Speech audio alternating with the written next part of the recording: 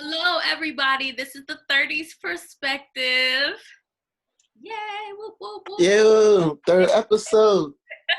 Third episode. All right. So we have B Mike. What's up? How you feeling? Pretty good tonight. I've been excited about this topic. Are you? I don't know about that. Well, I've been excited for us to talk about it. Does that make There sense? you go. I like that better. All right. Well, we have Alicia. What's up? Alicia Terrell. Oh, hey. Hey, how you feeling? I'm feeling good. A lot's been going on these last couple of weeks. So I feel like not only is this like I like talking with y'all, but it's like an outlet to our feelings and how everything is going and whatnot. So I like it. This is like my therapy, my talk about it. All right. Now, last but definitely not least, we have Lauren Shields, aka Los. What's up? How you feeling? Cool, man. Just trying to stay cool. That's what's up. I'm literally and figuratively. And I am Sherelle Unique, the hostess with the mostest. Woo, woo, woo, woo, woo. Wouldn't be here without you, girl. Actually, I'm not really looking forward. I'm looking forward to this topic being over. I gotta be honest, because it's just so heavy and it's weighing. I'm an empath and it's just weighing on my soul. And I may have some unpopular opinions that I may need to share. Cancel. She gonna get canceled tonight. I might be canceled. I don't before this is over. Shout out to Rebel Bread Clothing. I got on the shirt. It's hot, but I'm repping this shirt. This is Harriet Tubman. They just put out a new design, which is Malcolm X. So y'all check that out. Rebel Bread Clothing. Ayla was about to be sweating by the end of the podcast. I am, but it was worth the cause. It was worth it. So what is that? Are they still doing the Harriet Tubman design on the $20 bills? That's still happening? Oh, he still has his designs. Mm-hmm. But that's Harriet Tubman. I thought that was Chris Rock for a second. Who? Wait, who did he say? Wait, what did he say? I see we off to it. To an interesting start already. All right. So today's episode, we wanted to discuss police brutality, systematic racism, etc., etc., etc. Heavy. Seriously heavy. So let's get going. The first, and we have 5 main topics and a few subtopics underneath those main topics that we're going to hit. I have my timer ready. Let me get it ready, actually, because I was just lying. I thought I had it ready. All right, it's ready now. The first topic of discussion is Amy Cooper. And I wish I had this up in front of me, because I don't have it in front of me. Central Park Karen? Yeah, Central Park Karen. And others like her, okay? What's your thoughts on Central Park Karen? I don't have my questions up. You got your questions up? I do. I got my answers in front of me. You should got my answers. I got the questions up. All right. So what's the first one?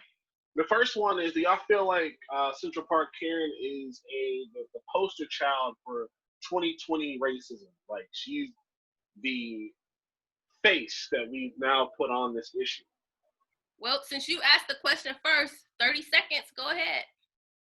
Yeah, I do feel that way. I feel that Central Park Karen shows that she understands the relationship that police have with Black people, and she was going to weaponize that in that moment against the Black man in the park, who was non-threatening. He's a graduate of Harvard. He is out there bird watching. And she was going to weaponize the relationship that she understands between police and black people and use it as a threat. I'm gonna call and I'm gonna tell them that you're black, and that's exactly what she did. She was caught on video like an idiot, but you know, she definitely to me is the poster child for 2020 racism. All right. Lauren, what's your thoughts on that? I do. All right, so I do believe that sometimes women don't fight fair in any capacity. If I see a woman fight another woman, she's going for the eye, she's going for the hair, she's going to rip the girls out of her clothes. You know what I mean? There's no hold bars. And unfortunately, in the racist system that we live in, she understood that she could, you know, weaponize her privilege. But I feel like that she would have unleashed the gates of hell on anybody that she came across and used whatever the most extreme weapon is to her disposal. You know what I mean? Yeah. And so I kind of felt like, I know that it was like super racist, what she did, but I believe that she would have unleashed that on anybody. You could tell in her face that she was really stressed, like she was going through a lot of shit. Not to excuse her or anything like that, but I'm just trying to imagine myself being in the park with a dog, even though I don't like dogs, but like if I was like in the park with my son and I was just walking and he said something about like, oh, excuse me, you guys can't walk on there because there's endangered fucking fawns over there or something, I know I'd be like, you don't get the telling me what to do in this park, bro. I guess I'm just unfazed because I wouldn't have responded to her that way. Alicia, and I've extended this because we need more than 30 seconds. I'm moving it up to 1 minute. I look at it as she's the poster child, but I think the first poster child of it is that woman who called on the people in the park for selling like waters or whatever. Oh, Barbecue Becky. Yes, Barbecue Becky.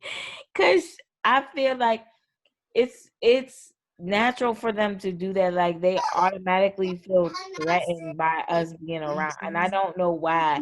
And as far as her, like I feel like I don't feel like she would have did that to another white woman. I feel that she knew exactly what she was doing when she did it. Cause I've been in that situation. Yeah. You know what I mean? Mm-hmm. But Karen, there's a lot of Karens. I know a lot of Karens.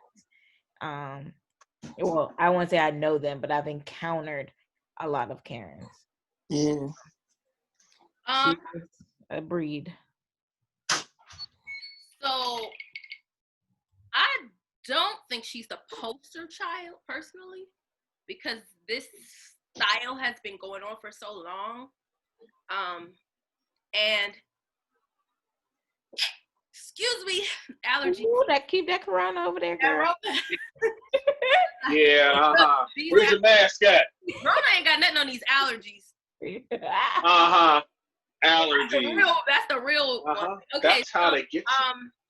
So because this has been going on and this is nothing new, this is no new style, then I don't feel like she's the poster child. And I feel like racism comes in so many different forms, to even today. Now that we have social media, other things that have been added to our culture. I just feel like it comes in a lot of different ways. So I don't consider her the poster child. Oh, but she close. So then, the next question is, sorry, that's the alarm if y'all hear it from the timer. From the timer? Yeah. All right. Well, the next question, because, you know, in response to this being broadcasted by Mr. Cooper, Amy Cooper was fired from her job and her dog was taken away. Her dog was taken away? Yeah, they took the dog. Did you watch the video? Because she was choking the dog up while she was being racist. That I'm poor dog. mad. And And that's what, hold up, you don't mess with white people's pets. Like, people was not Exactly. happy about Right. the dogs. Everybody was mad about the dog. They were like, she's choking the dog. Like, I look don't at what like she's dogs doing. either, but I felt bad for that dog too. See, right. They took the dog away from her and she lost her job. So what do y'all think about the outcome of that, I guess, punishment or reaction to her? Oh, yeah. I feel that was very feasible. I thought that was a very good, because my whole thing is that if you sitting here and we already know how Karen was going to get, the police was there and he was there. It was going to be, she fears for her life. They know what to say. I don't care what anybody said. Them type of people, and because I'm not gonna overgeneralize with everything, but I'm gonna say the people like her, The Karens of the world? the Karens of the world, man, they know exactly what to say. They know what it is. They got it packed down. And it's just so funny because it's just a little bit of keywords that they know they need to say. I fear for my life. And he threatened me, whether male or female. As soon as that comes up, and little old Becky or Karen is over there, oh, yeah. And they see a damsel in distress. Here we go. We're going to court. We're going to court. So I'm just saying. Lauren, what's your thoughts? Can Brandon, can you say the question one more time? The question is, the punishment she got where she lost her dog and her job, do you feel that was a suitable punishment? Do you feel like it was enough? Do you feel it was too much? Yeah, because just being real, I wouldn't want to work with her ever. I wouldn't want to be trapped in a workspace with her. We accidentally reached for the Xerox at the same time, and I'm the last person that use it, and I make it jam, and all of a sudden I'm like You incompetent black. I'm telling management that you broke the copier. So I definitely wouldn't want to work with her. I feel like taking her dog is extreme. I don't know. But then again, I'm not an animal person, so I wasn't much. Huh? Did you watch the video though? I did, but it kind of looked like the dog was just being super restless, and she was trying to wrangle it. It really didn't look to me like she was trying to choke the dog. I don't know. If she had a leash, that wouldn't have been an issue. I mean, I think the point I was trying to make is just like, I'm not absolving her of any racism. I'm not absolving her of. I'm not saying that she didn't weaponize her privilege, but I just feel like women don't fight fair. You know what I mean? Like, and mostly they're gonna go for the jugular, whatever they feel the jugular is. Brandon, 1 minute. Yeah. What's your thoughts? 1 minute. Man, all right. So I think it definitely was suitable. I think, I don't know if it was enough. I don't know if she needs some mandatory, diversity training or something? Yeah, diversity or sensitivity training. Okay. I think that should have been added on. Mm-hmm. Just like if you got angry, you get mandatory anger management. Well, let's have mandatory diversity training. So that's the only part I feel should have been added on. Hopefully she learned some things. Hopefully she learned more than just don't do it on camera. Hopefully she learned something else from that. So yeah. Other than that, I think it was appropriate. The real one, not the funny one. All right. Where was she? Everybody answer that one? No, I didn't say anything. Where was she working? I don't know. White America. I have no idea. It was some type of like corporate something. Okay. I think she worked for Merrill Lynch or something like that. I think honestly, and I don't have think I have a full minute's worth of stuff to say, but I think she should be locked up for that. Dang. That's a form of assault. Yeah, I guess I feel that. Because worst case scenario, he could be killed from that action. And she's lying. She said it one way the first time, and then the second time she revved it up. She had more panic in her voice because she knew that she would bring these people out. So you're lying to the police. It's like false panic. Like what's the words for that? She was submitting a false report. That too, but that wasn't what I'm looking for. But yeah, she should be locked up, and I think anybody that's submitting a false report should be locked up. Like Crying Wolf. Yeah. They have more important things going on that they need to take care of. And they're out here talking to you and maybe even coming out to you. And thank God he was recording her. Because if he was not, It could have been anything, she said. facts. So, you know what I mean? She could have screamed rape, cried rape. Yeah. And all, if anybody else was around that day, anybody could have said, yeah, I heard her screaming. I didn't know what was going on. Or And I then saw him running from the park. right. And it could have been anything. So like, anymore, that's how we have to be with these Karens. Yeah. Well, that's why I'm so glad that we have the technology to have video cameras on us at all times. Yeah. That's really helped with all of these situations. Right.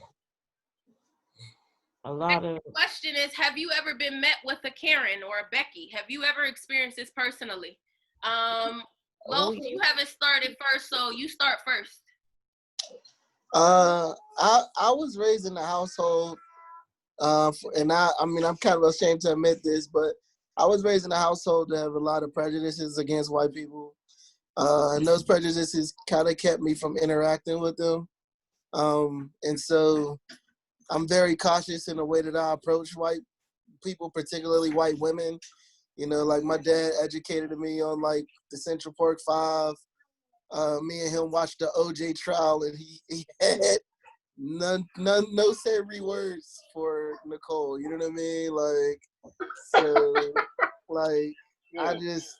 I was very leery, always very leery of white women. I always felt like they would in some way create a criminal element in me that probably wasn't there.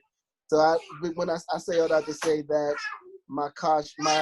Trey, you see me on the phone? Stop that.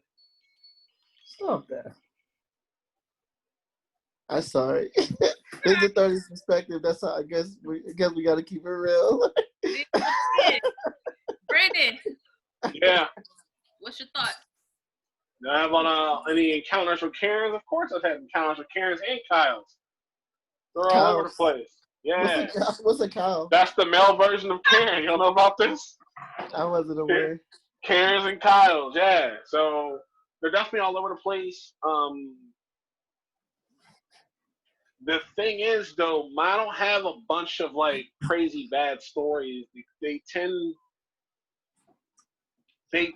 to calm down around me. So I've worked plenty of service jobs, and because I'm 6'4", they don't normally get confrontational. Really 6'4"? Yes, I'm really 6'4". Oh. Yeah. So. Look like it from this perspective. 5 seconds. 5 seconds. I don't got a Karen story. All right, next. Alicia. Too many. I have a whole bunch of Karen stories. I grew up in a predominantly all-white neighborhood. So I got the Karens. I had Karen call the police on me because she thought I pulled a knife on. She told the police I pulled a knife on her. They sent everybody. They sent the fire department. They sent the police. They sent the ambulance. They sent everybody. They told her I said that. I was like, really? I didn't pull no knife on you. I don't even have no knife. I'm like, whatever, Karen. I got another Karen. She told me that she wouldn't call knife Nikki. Oh, yeah. There you go. And then I had another Karen call the police on me saying that I had a gun in my car. I'm going to call the police and I'm going to tell them you got a gun in your car. I was like, yeah, the only guns I got is these 2 fists. Because she's about to get worked over because she messed up yelling out the side of her car. So I've encountered many. That was just to name 2.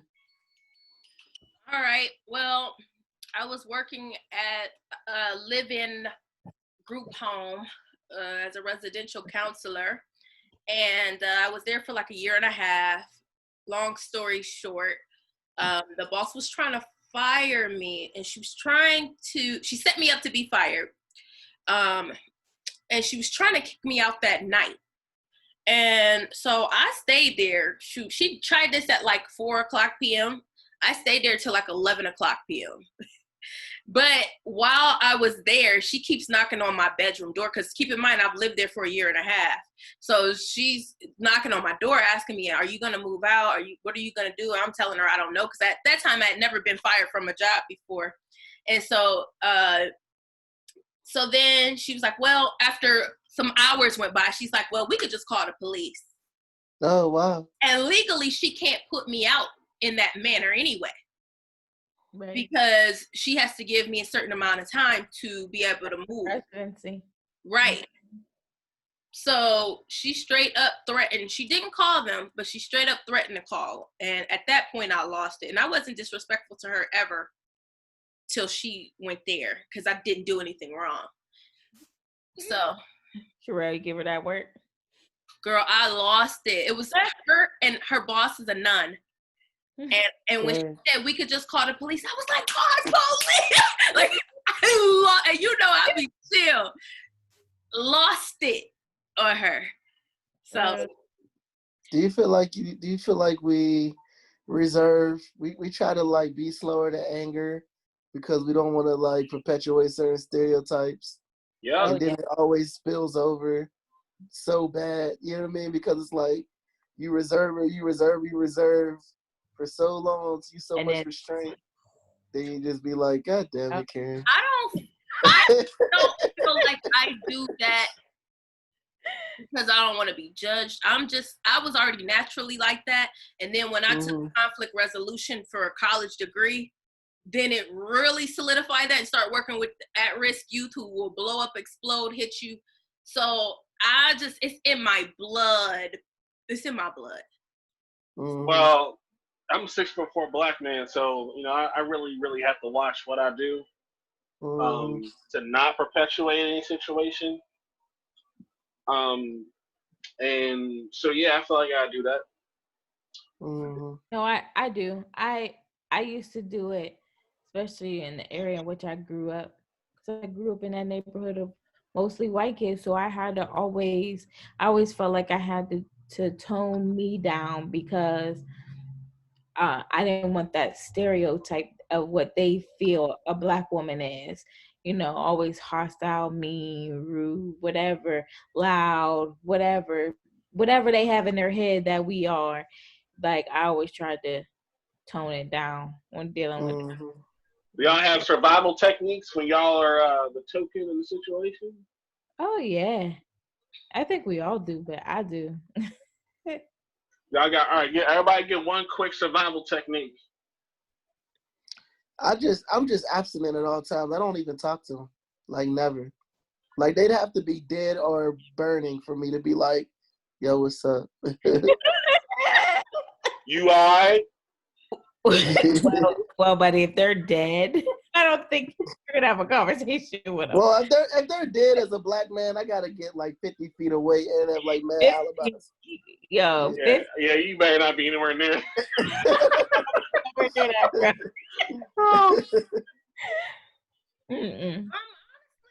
I guess in my head, I don't treat them this way, but in my head, they're guilty until proven innocent. So there's a little bit of boundary or a little bit of wall I'll keep up. I mean, I keep it up to it just anyway, naturally, but always got the one eyebrow up.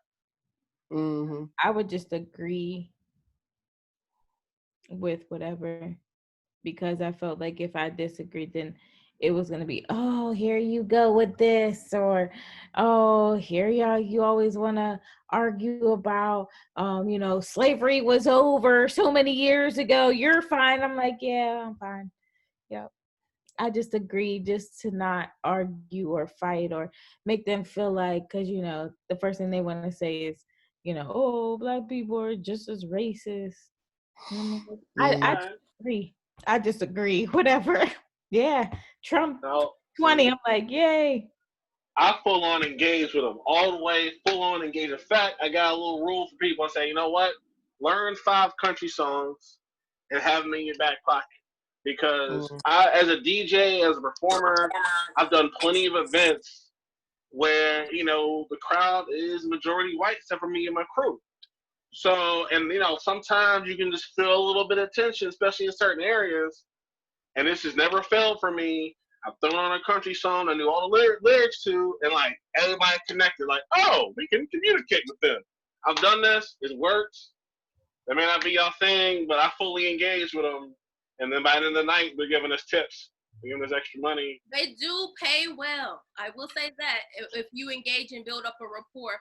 I think my mom created a survival tactic for me and my brother. My mom, I don't know if she wants me to say this or not, but I'm gonna just say it. She always would be like, well, white people rule the world. So that's how she thought. So I went from predominantly black schools to predominantly white schools, literally like 10 black people in my whole high school, because she wanted us to be able to interact in that world and feel comfortable in that world and be able to navigate in that world. So I think that's her survival tactic for me and my brother. My mom just told me to whoop their ass.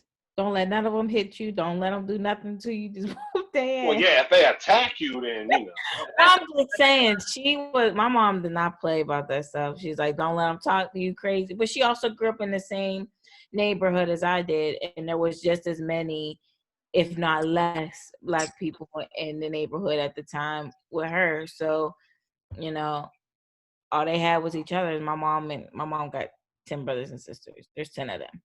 So, like, none of that went on. None of that. What'd you say? Karen, what did you say? Oh, okay. That's what I thought you said. Nothing. I do want to say before we go to our second topic of the evening that this Zoom, when I scheduled the meeting, it told me that I could only have 40 minutes. So I'm used to us being on here much longer. If it shuts off voluntarily, then we'll just get back on and it'll be a part 1, part 2. So that would be at like 9:40, maybe 9:42 because I was late. All right, so topic 2. All right, topic 2 is going to be on George Floyd, of course, is the hot topic of the past week and a half, 2 weeks, 3 weeks. Ooh. And the first part of it is, y'all know that the first officer was arrested and then charged with third-degree murder, and they have changed the prosecutor from the DA to Attorney General Keith Ellison. What are y'all thoughts on that? Well, I'm gonna go first because I don't think I have as much to say. I don't have any thoughts. I don't have many thoughts on that. I really seems like he's trying to follow the process. Ooh, girl, say it again. Follow the process. Uncle Tom. I don't like that, but I do deem it a little necessary at times for there to be people who are following the process and people who are not. So I feel like he's trying to be like politically correct and say whatever he needs to say to keep people at bay. I feel like he has more power than he is exhibiting. Is letting off to everybody to know. Yeah, and that's all I have to say about him. All right, Lauren, you're up, man. I gotta be real. I'm not as educated on that topic. So could you give me a brief rundown? Sure. Here's the situation. So the DA was a county DA, and it was that was the white dude that showed up at the press conference after they arrested him, and he's talking like I got to get more evidence and all this. Yeah, and they were like, well, we charged him third-degree murder or manslaughter, him, and that's the county DA. Doesn't seem as invested in the situation. Now he's also very local to the police, so he may. As a DA, you work with the police. They help you get criminals prosecuted. Conflict of interest. Correct. So going with the state attorney general, not just county, this man of the state, who also has a history of being very aggressive when it comes to prosecuting. He has very little bias. He's kind of like a along the lines of Bernie Sanders in terms of he doesn't like, corporate, corporate collusion. That's not his style. So I Yeah. think it's a very good move to have Keith Ellison on this. Also being invested in the black man, he has a lot of eyes on him. Mm-hmm. All right. I think the pressure is going to be a little bit different on this case. He did postpone it because he wanted to make sure he had time to build a strong case that's airtight. So they pushed the date back. So he can take care of all the things he needs to take care of. So when they go ahead and make this move, it sticks. It's not going to just slide off like Jello. Well, I guess I'll make this quick. I'll say, because it sounds like Alicia and Sherelle, they feel like he's going to try to play, he's going to try to pander. It's kind of, is that what y'all thinking? I think that there's on him as who he is. It kind of looks, how did it come all the way up the chain to him? Yeah. He's a black man. And it's like, oh, now everybody's going to, oh, he's biased to the situation. And it's like, I don't think that it's gonna get done the way it needs to get done because of who he is. He's the highest of the high. And just reading a little bit about attorney generals, like I heard that the governor and the senators are like only ones above him, besides like the president. So it's like, it's like, who are those people that sit above him and what are they gonna want? And honestly, it's like, I feel the pressure is going to be on him to deliver what they want. Playing close to the vest. I think too, it's a case like this is going to set heavy precedents in court cases that follow. And so when you're black, you just have the responsibility of your whole community and the future of your whole community. You know what I mean? You got to think about all of those things whenever you make a decision. Like, Donald Trump just represents the Trumps. At best, he'll fuck up the Trump name. When you're black, you mess it up for everybody black. You know what I mean? So, I'm praying for that brother because he's in a really tight spot. Right. And that's how I feel too. I feel that it's like, I think it's almost like it's unfair that they put him in a situation like that, because then he has to choose which direction to go. And I will say too, like, sometimes that system will appoint someone black to do this so that they can say, see, he's cool with it. You know what I mean? Like, right. See, when it was time to make a precedent, y'all representative did this thing. So everything else from now on, you know what I mean? We're basically absolved.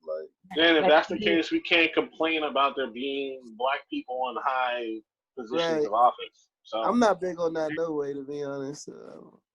Well, that's how I felt like they did that juror from Antoine Rose's case, where he came out, that older black man that had said that, oh, well, I found him not guilty because I felt like he was doing his job. And it's like, you could have picked anybody on that panel to come through and say how they felt about it, but you chose him because he's black and he has an opposing opinion of the majority of the black vote. So it's just like, that they do that on purpose to say, look, he agreed with us. They dust their hands off and see, well, case closed.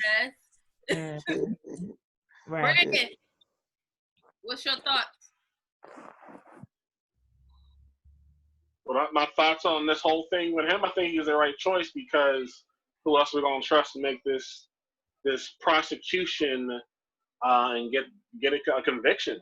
Like, yeah, there's a lot of eyes on him, a lot of pressure from the top and the bottom, but I can't think of a better situation. Definitely better than having the local DA that works with those police officers.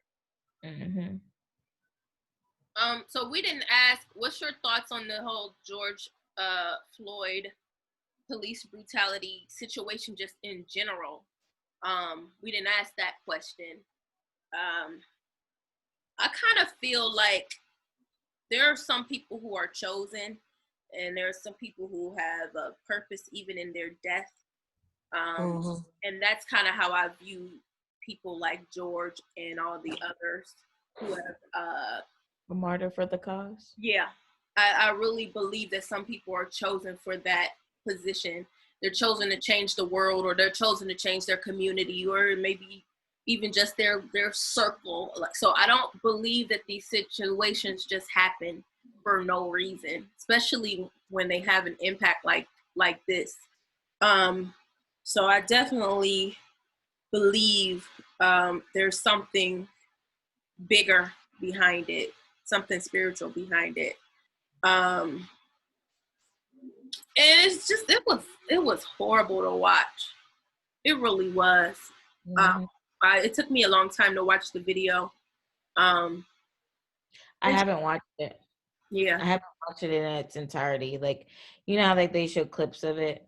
Yeah. Like on the news and stuff like that. I have not watched it because I can't bring myself to do it. It is absolutely like heart-wrenching.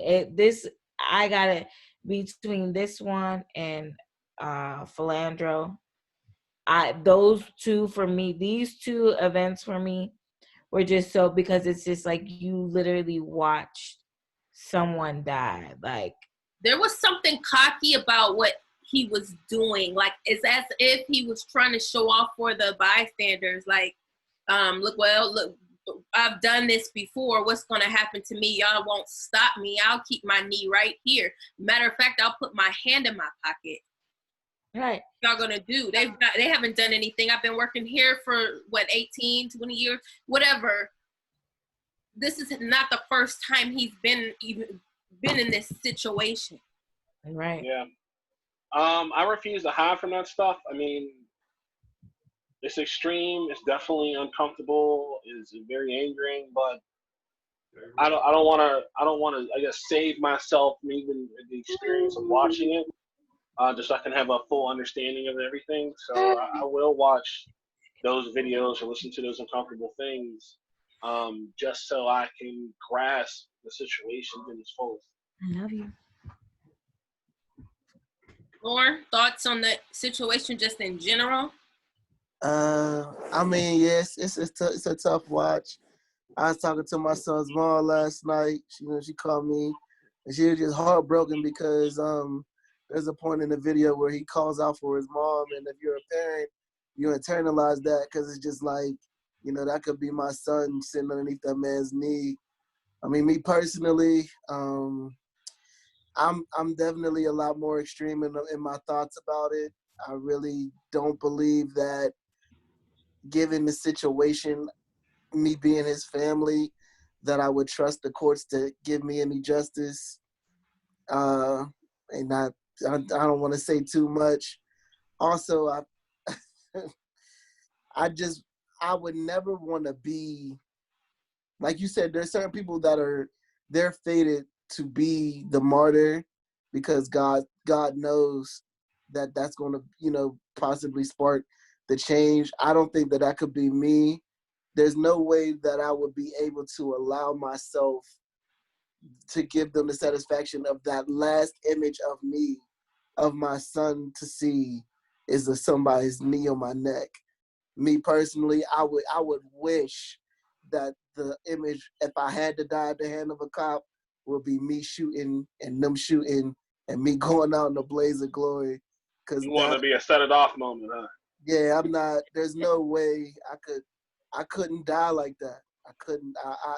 They wouldn't even be able to get me cuffed. Like, they would have to kill me with a barrage of bullets. No way.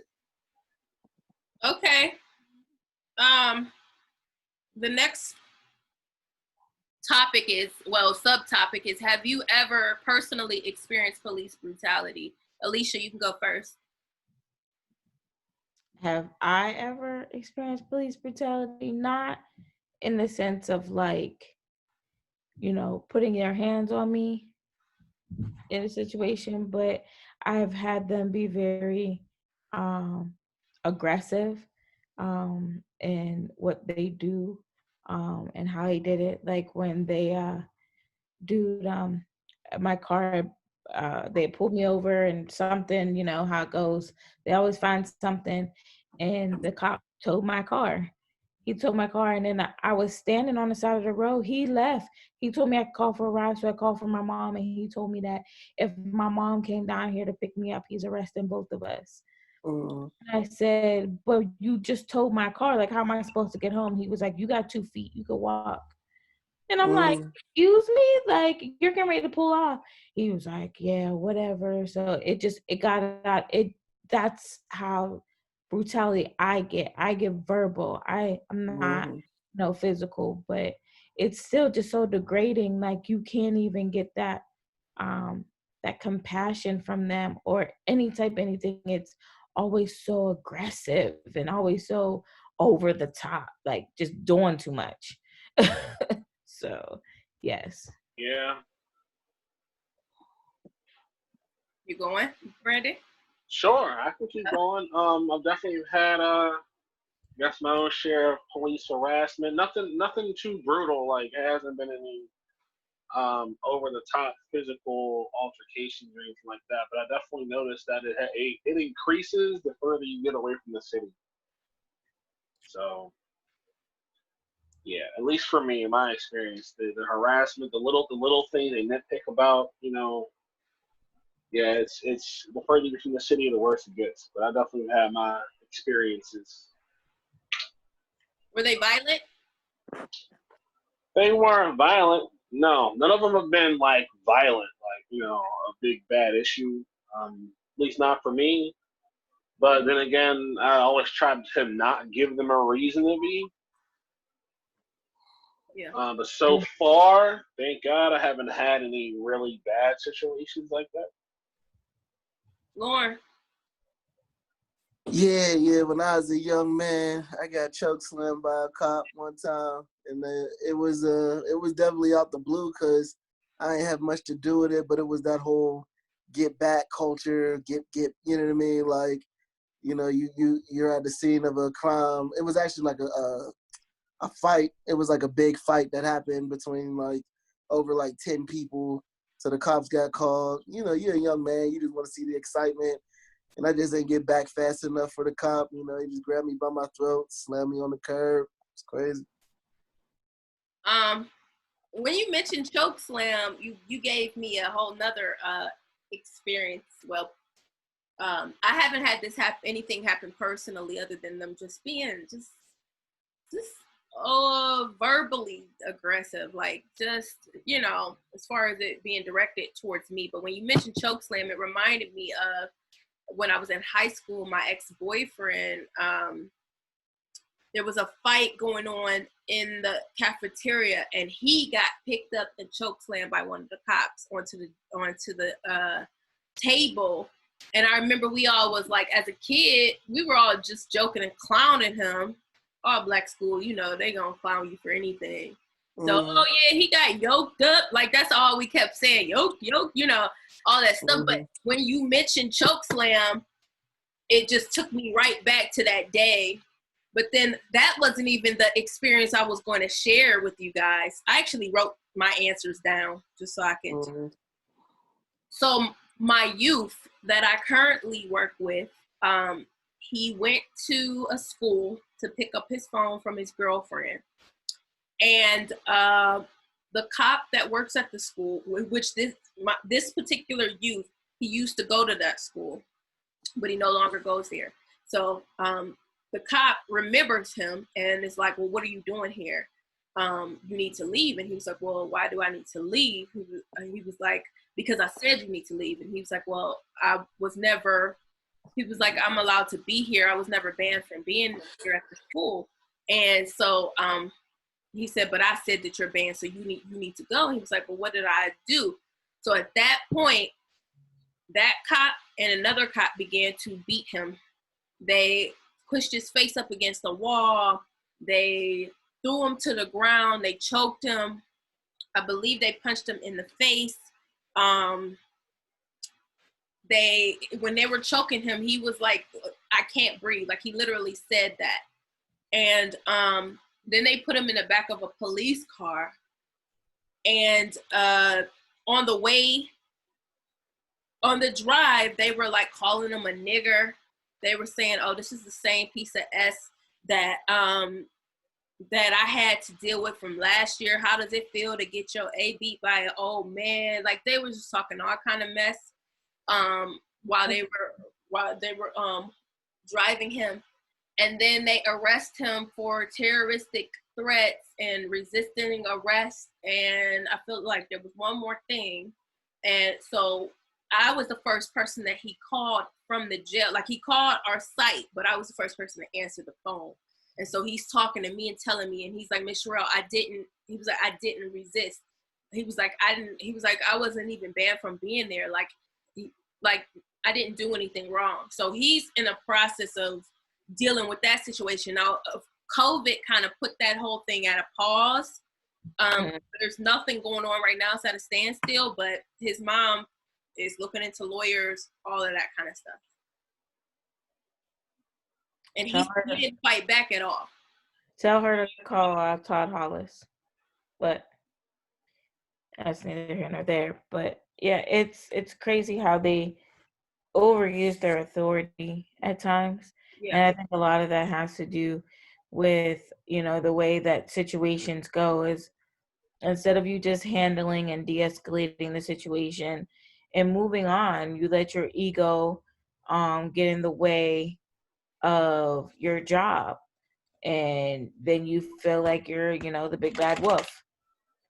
I've dealt with situations where cops have come to my house in this all white neighborhood.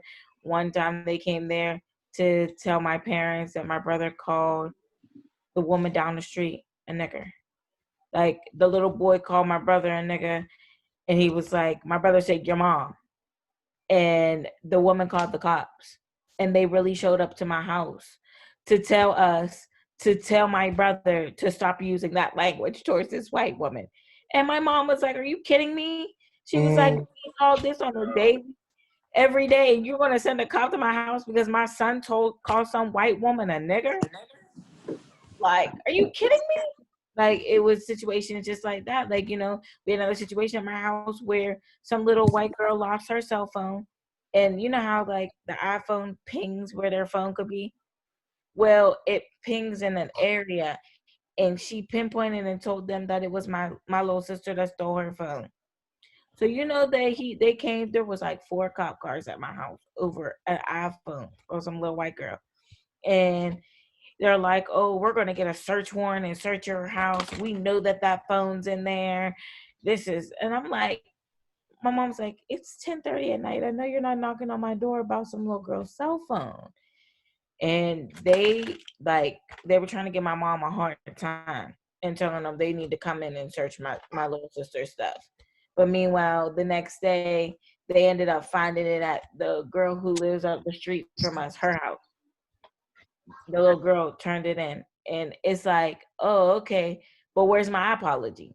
I really feel like they don't have any de-escalation skills or cultural sensitivity skills or any of that type of stuff. Especially, like I always mention, we had to learn a lot about de-escalating a conflict. I don't feel like they have those skills or like they've had those trainings. I don't see. They have the trainings. They just don't use them in our situation. Okay. And I think too, it's a lot of, when it comes to cops, like pack mentality. Like, my father is in law enforcement, and he told me a story of how there was a guy who was known to have firearms. Something happened with a domestic situation, and to evade the domestic situation, he ran up into the woods, and someone that was a part of my father's squad or team or whatever, that was not a subordinate of my dad. They were like on the same level, but he said, he starts talking about how they're going to set a perimeter, and this is at night, by the way, up in Northview Heights, and they're going to set a perimeter, and they're going to go up into the woods, and they all got flashlights. But this is a guy who's in the woods in a disclosed location, and he's going to be at night, and he's going to see you guys coming in the woods with flashlight. What do you think? He's going to pick you guys off like fish in the barrel. And it took for my dad to be like, yo, no, we're not going to do that because that's stupid. Everybody sit here and chill. Like, you know what I mean? Like, we're not even cops. We're just housing authority. Like, we'll wait for the real cops to get here, and they can handle this. And it's like it took for somebody like my dad to be like, no, chill. But if there's nobody there, then I feel like the pack just goes wild. You know what I mean? And it's just like whatever the pack leader says, dude, now they're just on your ass. Yeah. So my question is, because I have a question, do you guys think that if they had de-escalation, because like Brandon's saying that they have them, they just don't use them with us. But I honestly think that they lack it. They just don't know how to do it. Do you think that even that would even help in any of these situations? Definitely think it would. In some of them, I definitely. And I feel like we give the cops too much credit. Like, I mean, they could literally just be made up of a bunch of immature idiots. Like, it's very easy for these people to not even. I mean, I'm not going to absolve any racism. If you racist or a white supremacist, you just are. But a lot of them are just stupid, you know, and they petty. You tell them, they tell you you're detained. You tell them legally why you're not detained, and it's almost like when your child has a good point in an argument, and you're like, but it's my house, you know what I mean? And it's just like, you can't just apologize. You can't turn it off. You can't just be like, you're right, you know. You got to keep it going and keep escalating the situation. Yeah. Right. All right. Brandon, did you have anything else to say, or are we moving on? No, let's move on. Let's move on. We gotta get All to right. you know. So we're on number 3 of 5, guys. So number 3, the topic is protests. Are you feeling more Malcolm or more Martin? Should there be a black leader? If so, who? Brandon, I'll let you talk first. All right, so I'm definitely feeling way more Malcolm than Martin. I think there needs to be Martins, but right now, I'm definitely feeling way more Malcolm because I feel like the peaceful approach has been tried through several similar situations and it hasn't done anything. And right now, even though it is disorganized and misguided, there's a lot of issues with it. There is getting a response now. There's a response happening. There's acknowledgement. There is a lot more unity and things happening with this more Malcolm approach to this situation. So, as for a black leader, we don't have the ones like I guess we had when we were younger, like Al Sharptons and whatnot. But if I say I had to pick one right now, it'd probably be Obama, man, because he seems to be able to de-escalate situations and unify people very well. Los. I guess, I mean, I'm really not feeling either one. I'm feeling more Garvey than anything, but All right. I don't really feel the protests just because those others are infiltrating our protest and what they say, hijacking our protest. Even the ones who aren't doing violent things, I feel like you can hijack a protest just by altering the narrative to a capacity where it's like, it's kind of like saying all lives matter in some capacities when I see them others out there, you know what I mean? And it's kind of hard for me to digest. I'm not mad at anybody that protests, but I really wish that a lot of the energy and the aggression that we feel was more aimed at nation building versus trying to be a part of a nation that is resisting us. Alicia. I mean, I'm all for the Malcolms of the world. I mean, I think that it's needed to have some Martins to calm down the Malcolms, because I think sometimes like this, some things are a little out of control. But I think a lot of that has to do with, like you said, no leadership when it comes to, because I feel even those few people who decided to break off and do their own thing and kind of turn the protest into something that it wasn't supposed to be, I feel that with that proper leadership, that couldn't and wouldn't have happened. Because this is what we're doing, this is where we're going. I think it would have been, I think it's more like now with, this generation under us, I feel that their intentions are good, but it's kind of just like how they are in life. Their upbringing is just so out of control anymore. It's just whatever, that there is no sense of respect And I think a lot of that has to go with, I'm not saying that, the looting and the stuff like that, the protesting, stuff like that hasn't been done before. This hasn't been done before, but I feel that there's no respect factor anymore with certain things. I don't know. I am team both, to be honest. I'm a little more Martin than Malcolm, but I'm not completely nonviolent either. Because I do feel like some violence is necessary at times, especially in self-defense. I am not for the rioting. I think what we need to be doing, I feel like what we should be doing should be more focused on the actual area. Like, people are doing stuff in random places, and it's overshadowing what we're here for, what we're fighting for.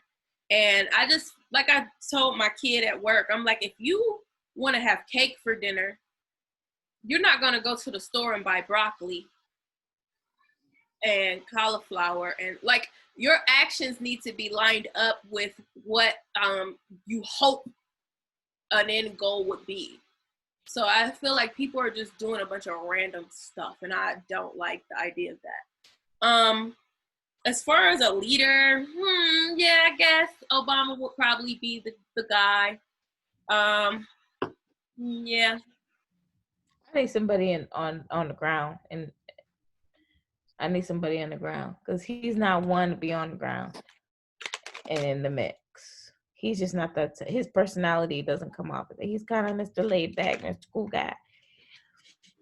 I just feel that, like, we need somebody who's willing to get out there and get in these streets. Yeah, get hit by these rubber bullets. Me personally, I'm not one for it, because I get really enraged. I'd be in jail before it even started. Because if I get hit with a rubber bullet, it's over.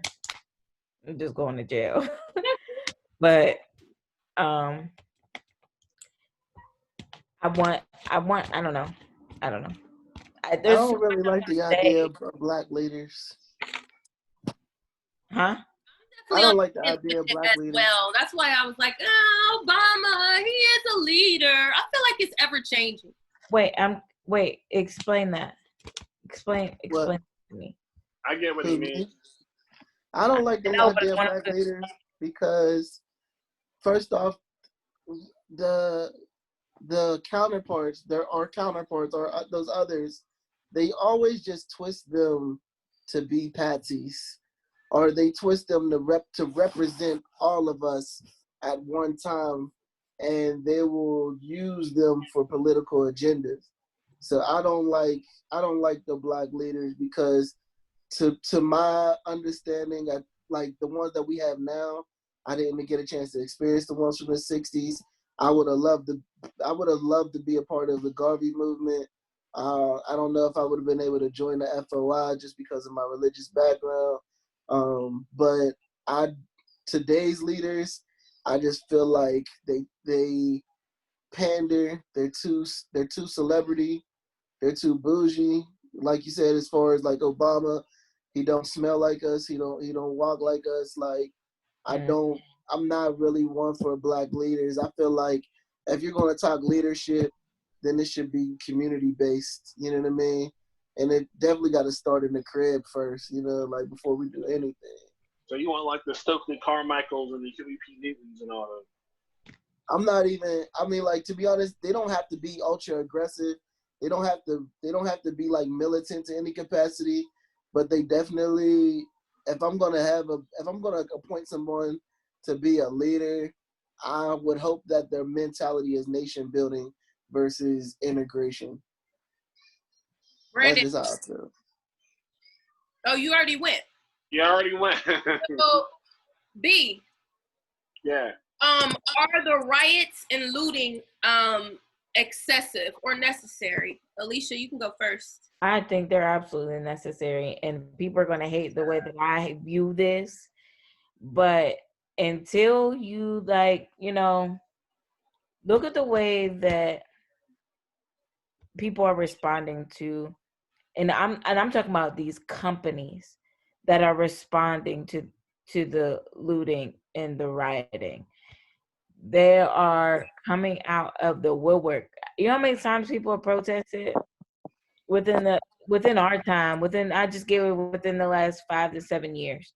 The people that have protested, you've never gotten this response from big companies. You know what they're putting out.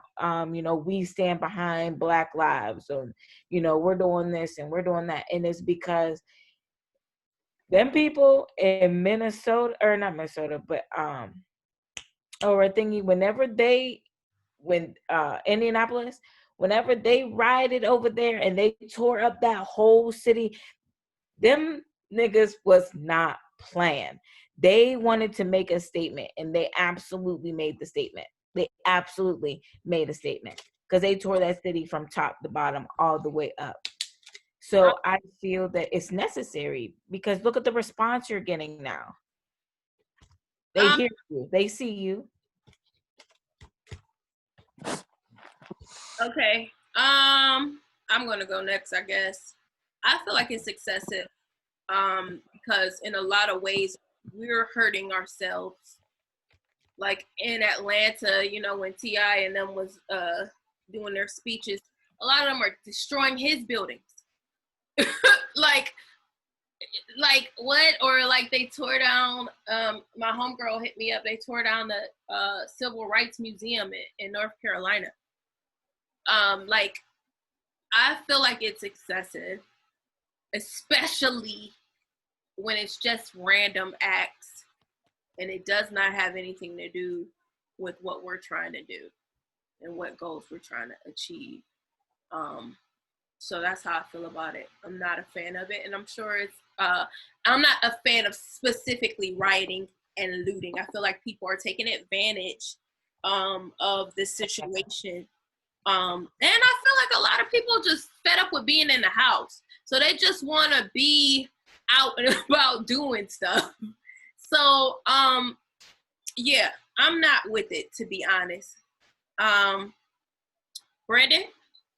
I don't feel it's excessive at all. I feel it's misguided. I feel it's unorganized. I mean, a lot of people's frustrations are about what they're attacking, not necessarily about, if they should be attacked or not. So for me, the rioting is not excessive. It just needs to be organized. Imagine how powerful it would be if we targeted specific things that we know would have a greater impact on this movement and these feelings. So I would like to see the same passion and the same actions, but with the organization of picking a very specific target. Boom. I agree. Lauren left, so I'll ask him when he gets back. All right. C, powerful versus powerless. Will there be another civil war? Should there be another civil war? Brandon? Yes. Okay, so this is how all the big revolutions start. When the powerful become too tyrannical over the powerless, and the powerless, revolt. So it's always that top 1% versus the bottom 99%. And that's exactly what's happening. And to me, I think that this is going to be the next big civil rights movement, is that the people on the bottom are tired of being on the bottom. Right. And so this is what happens right now. Right now is a perfect example. This is like a start to that, and it's become very physical. We've tried the peaceful thing. And this has been throughout history. I mean, even when the American Revolution happened, we had gone to the King of England a couple of times and said, hey, can we please have our freedom? And they were like, nah, and they kept on fucking with us. And then eventually what happened? Revolutionary War happened, and, we kicked England out for a bit. And we had to come down to that. Had to come down to a full war to make it happen, to get people to listen, to get people to respect it. Now we're cool with England. So I feel like this is another necessary situation where that has to happen. Even for the civil rights movement that we did, it got very physical in a lot of places. So that had to happen for people to listen. Right. Alicia? To me, this is Well, one more point. To me, this is very similar to that student at school, getting bullied time after time. The teachers are ignoring it, the principal, parents ain't doing nothing, and eventually a school shooting happens. And that's when people want to pay attention. So that's what's happening right now. I agree with you 100% because I feel that a lot of people want to take and it started really making me mad. There's 2 points in which people are making me mad. Are they saying that this rioting, burning stuff down, blah blah blah, this and that? And I'm like, oh, did y'all forget the many times that these white supremacists have burned cross on colored folks' front doorsteps, burning down their houses, losing everything that they got because you don't like me? But meanwhile, now that I'm burning your buildings down and you're going to have to rebuild and respend money, yeah, we're all going to have our taxes going to go up and stuff like that. Okay, that's nothing new for us people at the bottom. That's nothing new for us. But it's like, now we have to make the change, and we need, and the difference is that we're going to have more white people starting to get upset about what's going on, because I think that they're sick of it, because now everything that they want is being affected by it. The white people at the bottom with us, the ones that are down here with us, not those higher up ones, no, not them corporate ones, but I'm talking the ones, the Karens and the Beckys. They're going to get tired of it because it's like, oh, well, they keep burning down my building. I'm sick of this. Black Lives Matter. You're right, they do. Now let's move on. That's how I feel that they're getting. But my whole thing, and another thing that, people are making me mad about with all of this is that, like, when it comes to these protesting and stuff, they got to realize, like, it's so much deeper. Like, I have so much in my mind that I want to say about this because it goes so deep for me. It's different for me. It's systematic for me. People want to bring up so much stuff and they're not looking at the root of the problem. They're looking at what's going on in the chaos and the noise that's going on around them, but they're not looking and digging into the root of the issue. This is a simple systematic problem for institutionalized Black folk. Like, that's us. Here we are. Like, you have to understand there's so much that go into it. Oh, I want to say so much. Sorry, Shreya. Go ahead. Be great, girl. I'm letting you have your time to shine. Guys, like, people be making me mad, yo.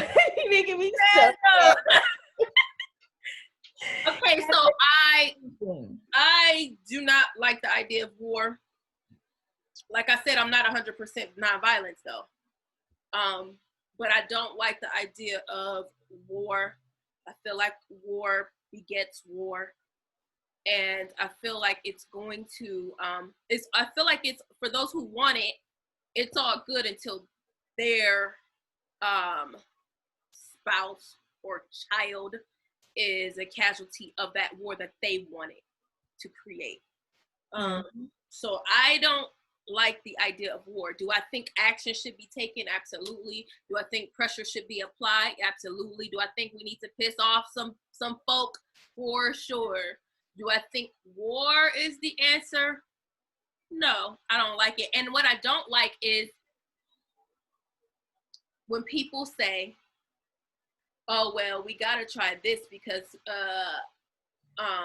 what Martin did or peaceful protests didn't do anything. And so we got to try this. So let's start here. First of all, Martin's efforts absolutely did something, just as Malcolm's efforts did. It took both of them. Both of them ended up dead.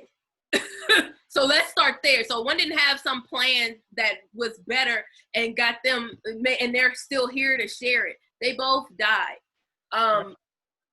Also, this is not our first time rioting. So a lot of people, I find, in my experience, who are for the rioting, for the looting, for the war, a lot of those people talk as if this is our first time doing this. We've rioted several times before. One of the most famous people to do it was Nat Turner. And we're still here in 2020 asking and seeking and hoping for change.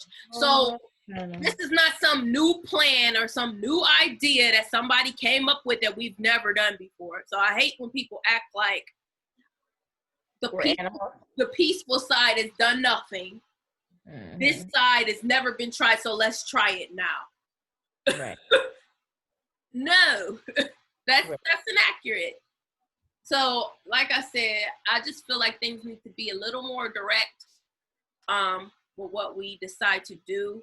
I don't like the idea of war because I feel like our goal is to stop Black people from being killed.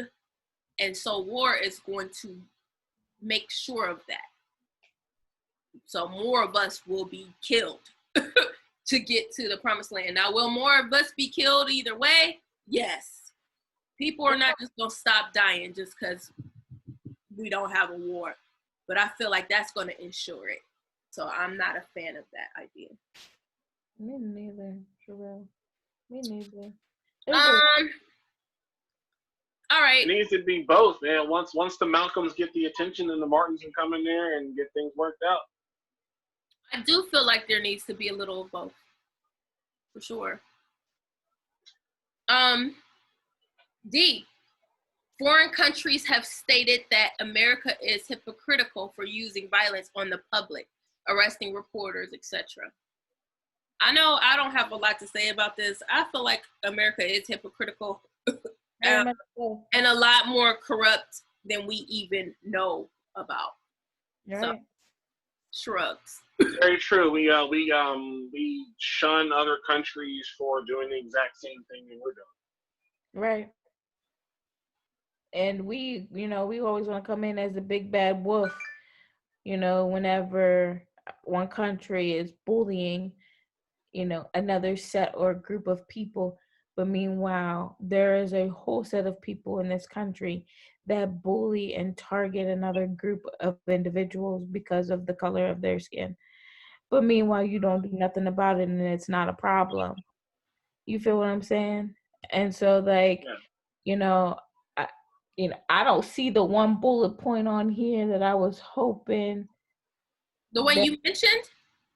No, I don't see on here the one bullet point that I was hoping that was going to be on there, but I'll bring it up later. Not the one you mentioned to me? Because the one you mentioned to me is on here. It's just not right in this area. Was that the black on black crime? No. You didn't say anything to me about that. What do you want to add about that? Because I feel that that's another thing that, a lot of us, we don't talk about. We don't say nothing about it. And that's the very first thing that white people bring up to us is how you going to care about Black lives when, the black on black crime that goes on in the community. And I was, I'm done arguing with people. They're no longer calling it black on black crime. Well, some people, they're now calling it proximity crime. Right. Because, you're likely to, if you're going to kill, you're likely to kill somebody within a certain proximity of you, which will probably be Black if you're Black. I don't know. I just hate that. I hate that that rebuttal. 2 rebuttals: black on black crime and all lives matter. 2 rebuttals that are 2 of the worst things that it's just like, how many times does somebody have to explain these 2 things to you? When it comes to, it's so, crazy to me that, like, I don't know. Sherelle, I think he's frozen. Are you frozen? Who, me? Yeah, your picture's frozen. No, I'm still here. Let it go. That's what you look like. Oh, there you are. No, I mean, I don't know. I just look at the way that people, like, talk about those things, and the black on black crime thing to me really bothers me. Like, it really bothers me. Like, it burns a hole in my soul, because it's just like, that's your rebuttal to me saying that my life matters.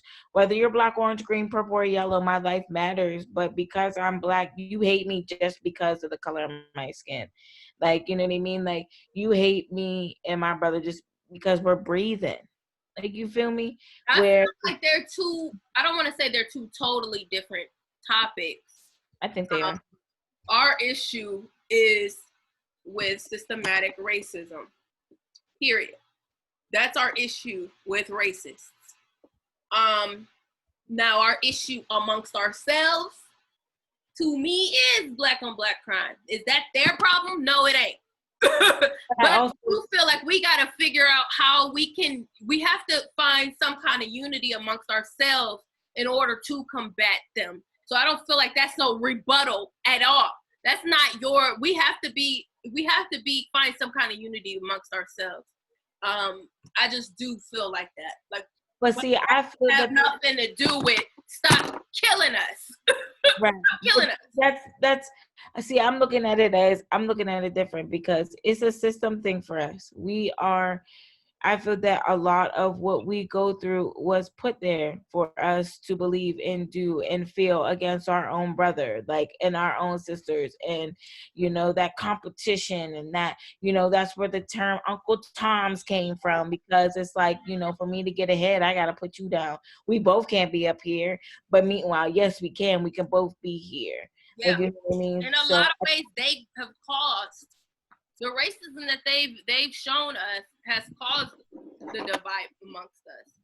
But also, just like I was just telling this lady the other day, I said, how am I supposed to say that, you know, I matter, my life matters, when to the rest of the world it doesn't?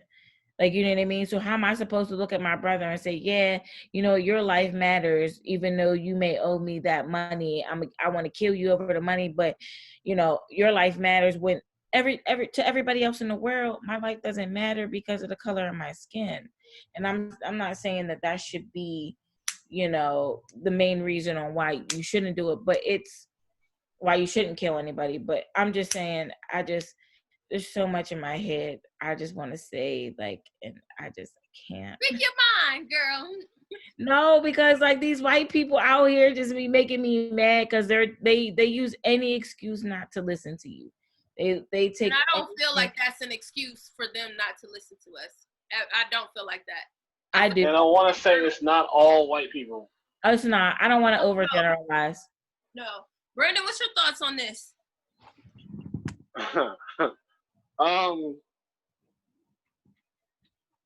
I think that it's a symptom for the real problem.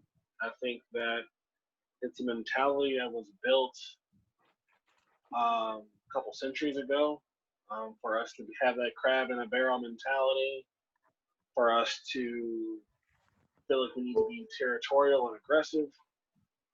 And for some reason, we just keep it within our own community instead of projecting it where it needs to go. And so it is a problem that needs to be addressed, but I do feel that it's separate from this particular issue. So however we conduct ourselves within our own community shouldn't be something that people outside the community are going to use to say, hey, I can do whatever we want because y'all are doing this. Mm-hmm. That's not how that works. Okay, so this subtopic, there was the guy, I believe he played, if he did not play Spider-Man, he played in the Spider-Man, you know, the Black Spider-Man, Into the Spider-Verse. His name is Shamik Moore, and he made a comment on Twitter where he said, y'all don't conduct yourselves with, let me say this over because I can't read right now. Y'all don't conduct yourselves well with police. That's why y'all die. So I want to know, do you agree? Is there a problem with conduct? And then I want also to talk about protest shaming Do you have to agree with every Black person's actions just because you are Black? Brandon, you go first. I think it's a little bit of both in regards to interaction with the police. So there are situations where Black people initially get defensive when it comes to interaction with the police just because of historically how we've been treated. So they may agitate in a situation that doesn't necessarily have to go there. But at the same time, police approach the situation in a negative way as well, whether just because they want to flex and their power, whether it's racism or what. So I think it's individuals in both situations that cause outcome. So his statement isn't 100% incorrect, but I do feel that it's not helpful. I don't like that he says this. It's not helpful. What was part 2 of the question? Protest shaming. Do you agree? Do you have to agree with what every Black person's actions are just because you're Black? No. We are still individuals. No. I guess I'll go next. I totally agree with you. I feel like it's bad timing for that. Like, this is not time for that. So it's not helpful. I do feel like there are times, because of what we've been through, like you just said, there are times when we escalate an already escalated situation. Because it's already all escalated from jump. I don't agree, though, that that's why we get killed.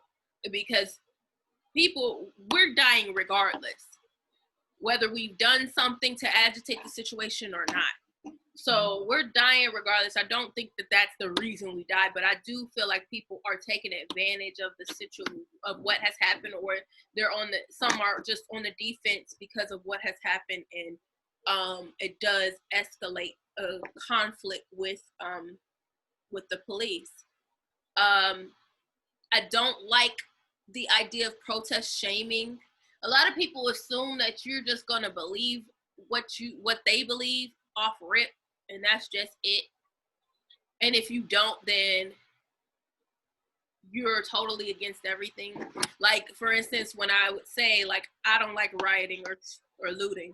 Well, what did Martin do for us? The peaceful way is not the way either. Well, wait a minute, I didn't say that either. Don't script write to what I said, because I feel like with that man who had the bow and arrow, he got beat up. He should have got beat up. Yeah, that was I feel like he should have got beat up. Oh, that was wild. You get what you get. Like, right. Stupid games win stupid prizes. That's how I feel. I like that. I like that quote. Stupid games win stupid prizes. Stupid games win stupid prizes. But then in the same sense, with the guy who stole the police horse and he's rolling down and he's galloping down the street, if he gets billy clubbed, I don't like seeing nothing happen to my people, but I can't say I feel that bad. You stole a police horse for no reason. You're not even. Did that happen here? That might have even happened here in Pittsburgh. I don't know if it happened in Pittsburgh or not. Okay. But you weren't even in the city where everything happened at. You just stealing a random horse and rolling down the street just because you want some clout. But I'm supposed to feel a ways when something happens to you. So I do think that is an issue. I look at it the same way as like the black on black crime. It's a separate issue in a sense, because we're getting killed for not doing anything. Yeah, I agree with you, Sherelle, because I feel that, I think where it goes left for us is when we start hearing nonsense from the police officer. Like when they are doing too much and you know that they're doing too much, and it's like, bro, like it's really not even that serious. And it's like, it's like, who are you talking to like that by raising your voice? And I'm like, I didn't raise my voice. Are you talking back to me now? And it's like, bro, ain't nobody even doing that. And then you start getting irritated. Yeah. And it's almost like they antagonize you to get you to that point. They want you to escalate. They want to see where you're going to go with it so that they can do that. And then when it escalates, then they could point the finger at you and say, you did that. You got upset. You raised your voice. You did this.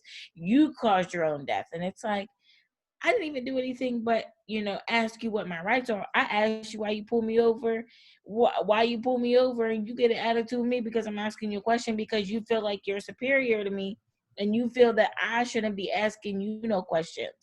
Yeah. Whereas like I'm just being a human being and I just want to know the answer to my question, and then it goes left.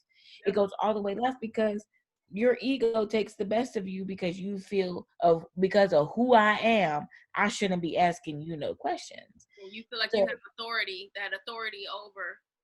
But right. Like you said, those incidences happen all the time where the person right. didn't even say anything and the cop walking up. I remember I was in a car accident. He just bammed on my window, and I'm like, what? Like, he's just talking to me crazy and I'm terrified not knowing, what's right. going on. But then I saw a girl on Facebook. She had her phone out, and he's like, "Ma'am, can you get out the car?" What? I mean, I don't gotta get out my car. She's videotaping him, telling him she ain't gotta get out her car. She's talking smart. She's talking back, and she's escalating this. Mm-hmm. And so I can't say that I don't have a problem with that. That's why I didn't like the movie Queen and Slim, to be honest. I did not like it. But that's another. I digress with that. Because the minute he walked to the car, what you gonna do? Kill us? Whoa, you just took this from 30 to like 75 now. Like, it was already escalated. It's already, when they get out their car, they walk up to you, it's escalated at that point already. Right. So I feel that, but I also feel in another breath, controversial to that is that I also feel that as a police officer, as you, the person that holds the higher position than me, that you should be able to de-escalate that to make me feel comfortable enough to be with you. Absolutely. But you don't want me to feel comfortable with you. You want me to fear you. Yep. So in fear, it's fight or flight. So that's where we get into that, that mode of, I'm in danger, and we start sweating and we start, talking crazy, and, people can only handle so much pressure, but you as the person who holds the position should know how to de-escalate that situation to make me feel comfortable enough to get through this and we can both go home. Yeah. I don't have nothing against a police officer doing their job. I really don't. If you're doing your job and you're doing it effectively, I have no problem with you. But when you take your authority and you implode, you blow it up, as in this is, like you walk around here like, yeah, you're gonna respect me because of who I am. Start asking me questions. You don't get that right. Excuse me, I know my rights. So, Brandon. Yeah. What about you, bro? What you think? No, I got nothing else on top of that, man. Right now I'm watching, I guess, police do their job right now in New York. A couple people got hurt. They're trying to enforce this curfew right now in all the cities, but the protesters are peacefully still out past curfew, and now the police are getting pushy. Okay. And people getting ran over and trampled. And, yeah. Do you want to ask the next two questions? The last of the questions?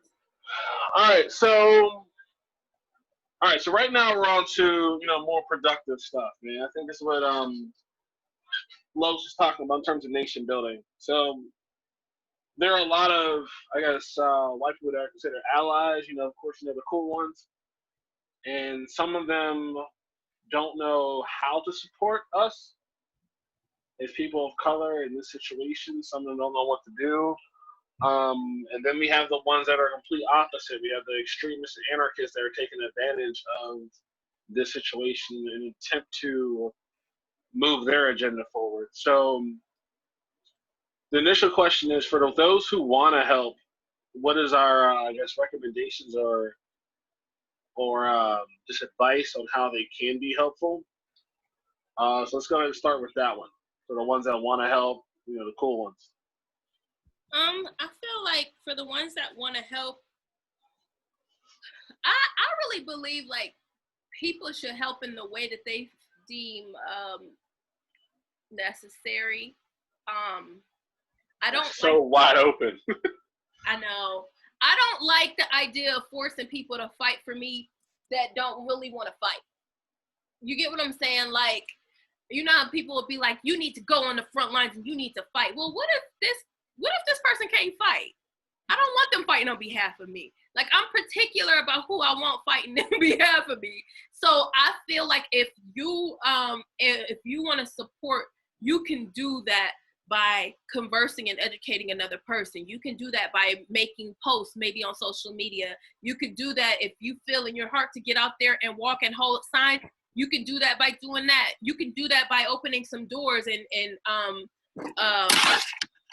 what word am I looking for? Going against your white privilege. So I feel like there's a lot of ways they can help us, and they kind of got to do it how they deem best in their heart. Because like I said, if you're not a fighter, I don't want you fighting for me. Like, I don't, but I just feel like support goes in a lot of different ways. It can go from anywhere from prayer to you being on the front lines, standing out there past curfew, holding your sign and protecting Black people. Yeah, that's a lot of that happening right now. I mean, I want some more Jane Elliott's out there, That's my thing. Alicia, what's your thoughts on it? My thoughts is, just like we spoke in my one social work class, I look at knowing other people and getting to know, it's like kind of like what you do in school. Like when you go to college, you study something because that's what interests you. That's what, you're geared towards. You're something that you want to make a change in your life. And whether it's money, whether it's, power, control, whatever, you go and you study that. And when you go and study it, you read up on it, you learn about it, and then you ask questions. I rather you learn, because I shouldn't have to try to teach you how to show me respect as just being an individual. I shouldn't have to teach you that. I shouldn't have to tell you how to respect me. I think that's very, one thing that, my old boss used to tell me, Mr. Mark, he always used to tell me common sense is never common. He was like, you never expect people to know anything. But he was like, then that's when you equip them with the knowledge and tell them to go and read and learn and do. He was like, just like we treated our kids at the center. If you want to learn something, you want to know something, you go and read up on it and you learn about it and you come back and you ask the questions for it.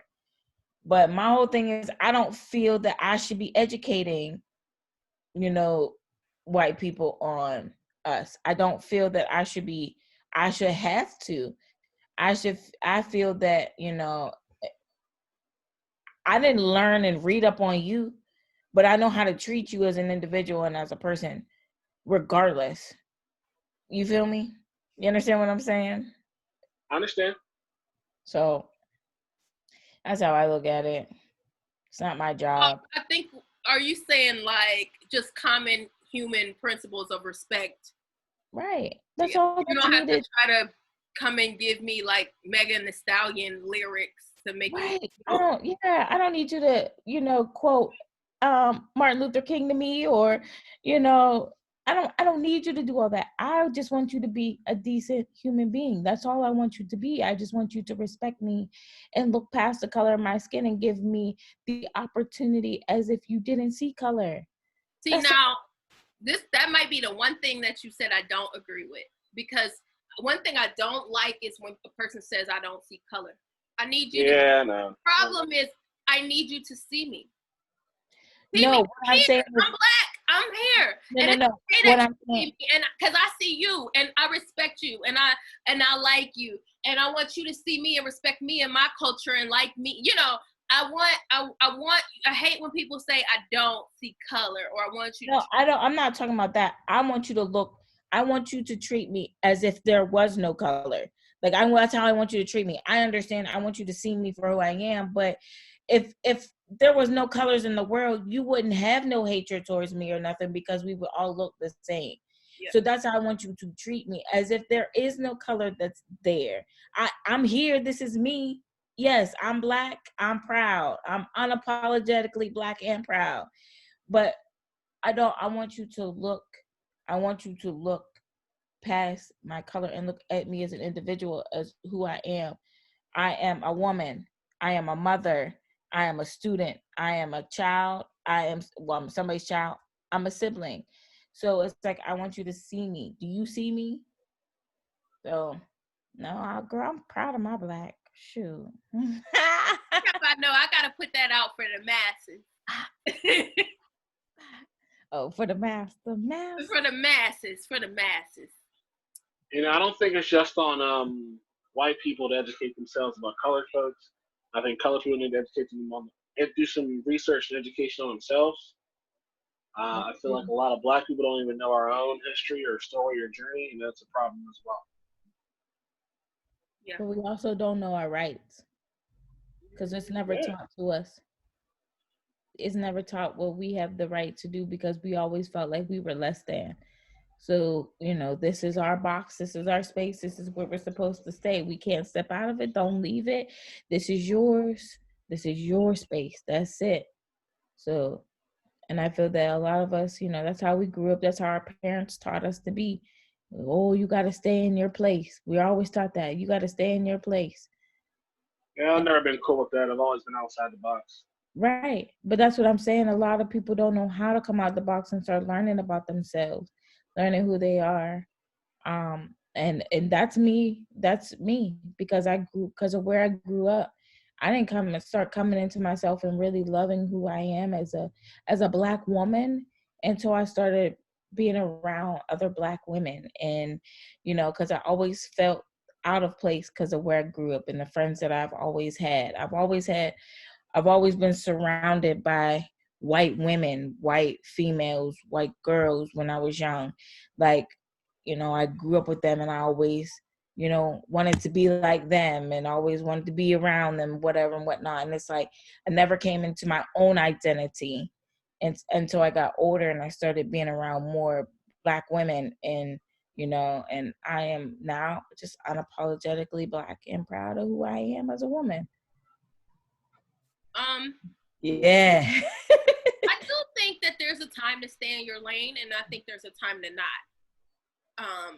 So knowing and figuring out a balance in that. I guess picking your battles and knowing when to fight them. I think there's an importance of that. Because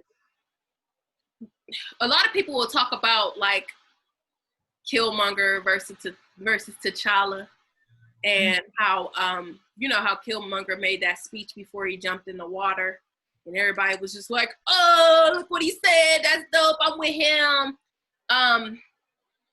And you know what he said was dope. However, because I gotta play devil's advocate, because that's what I do. No, we don't got Brandon this week playing devil's advocate. It's me. Yeah, I'm trying to chill this week, like trying to very chill, because you was going hard. You was hard last episode. Yep. So I guess I'll take the role today. The meekness, or the staying in your laneness, or the playing your positionness, is important as well, because that kept us alive. So yeah, it's all good. Killmonger died for a cause, and those who jumped off the boat died for a cause. However, those who stayed on that boat are the reason why some of us are right here talking today. So those people are just as important, because they persevered. They went through. They knew when to pick their battles. They knew when to fight. They knew when it's like, okay, let me shut up so I can live today, but I'm gonna seek change in this way tomorrow. So like, I feel like that humbleness, that meekness, I don't like when people forget the importance of that as well. Just like there's an importance in fighting as well. I agree with that. I can agree with that statement. I sure can. there's a lot of, battles that we could pick and choose. I've over the last couple of days, I have said within myself that I will choose to my silence as my yelling, as my volume, because I'm tired. I'm tired of fighting. I'm tired of arguing. I'm tired of explaining. I'm tired of the ignorant comments, and I'm just like, it brings tears to my eyes because it's just like I'm tired of having to explain who I am and who my people are, and that we're here and we're here to stay and we're not going nowhere. Talking about go back to Africa, like we You didn't brought us here. We ain't trying to come here. be here. Like we didn't ask to be here. But meanwhile, like, some of us are all mixed up with all types of different things. Like, I'm Indian, I got Indian in me, I got black in me. I'm black though. I'm black, I am black, I am proud of my black. But like, you know what I mean? You came over and you stormed through the Indians, you know, here, and you took their land, and now it's like you feel like you got all this power and control, and then now you want to tell who you brought over here to go home. Like, hey, how you gonna invite me to the party and then tell me I'm not invited? That's what Trump does. Trump does it all the time. Like, oh, you're invited to the White House. No, psych, I'm just kidding. Don't come. Like, who does that? Like, Yeah. Plus, we're all immigrants, anyways. So. exactly. This ain't our land. This ain't my land. So, I just feel that like a lot of, like, I'm just tired of the conversations anymore. Like, and it's just like y'all refuse to see it from, and because I'm a person who will take my opinion out of the equation when you're talking to me, and I will hear where you're coming from. I will seriously try to hear where you're coming from, but it's almost like they refuse to hear where we're coming from. They don't care. They're using their privilege and what they've been taught and grew up about us as individuals and running with it. Brandon forgot to mention, and I kind of think it's important to mention this before. What is that? That's the Manhattan Bridge in New York, man. Oh, They, shoot. yeah, they going strong. They going real strong right now, man. Everywhere is going strong. It's going well. It's a beautiful thing. Right. It's going, it's Tuesday. It Man. looked like a Christmas tree. That's how beautiful it is. Like when it's going well. Yep.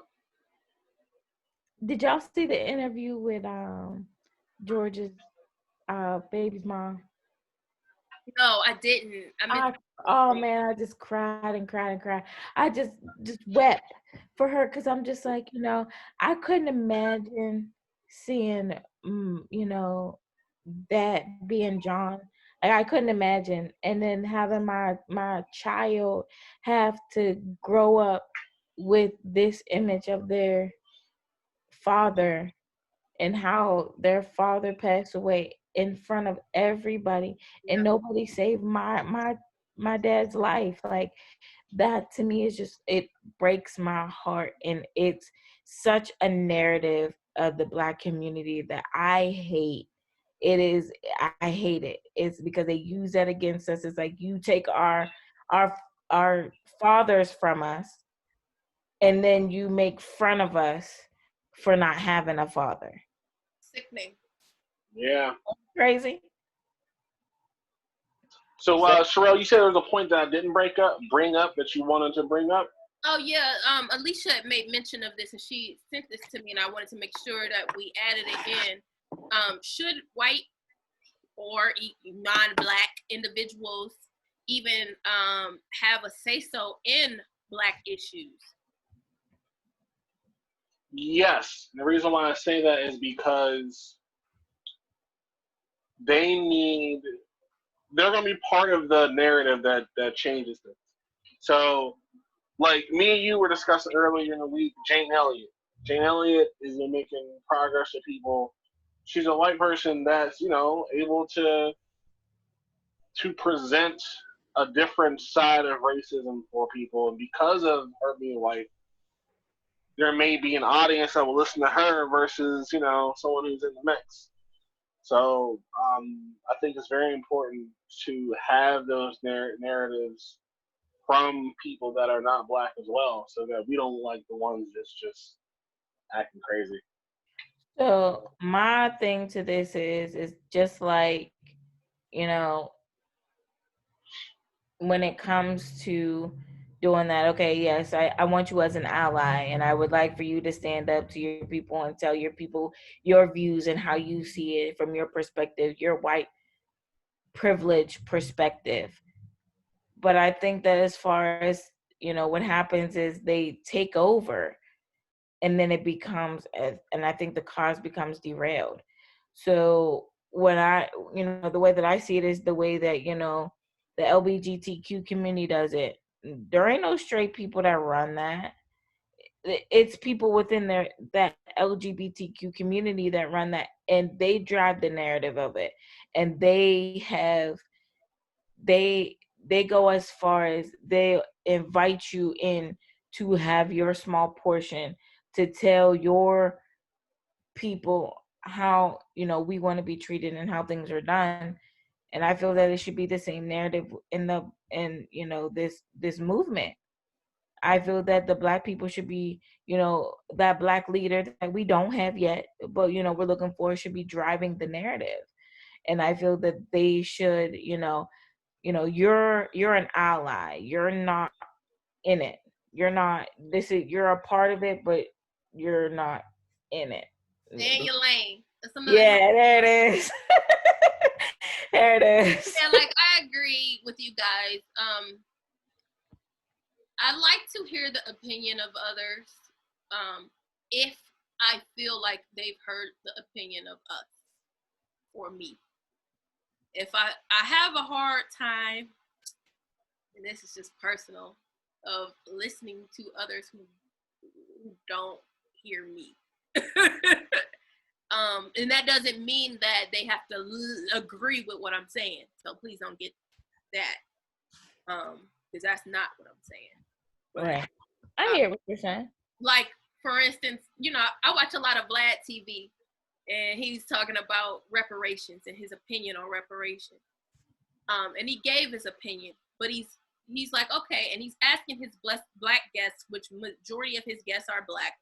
He's like, well, I think reparations should be like this, and he's telling what he thinks it should be, and then he says it, but to hear what that person's opinion is.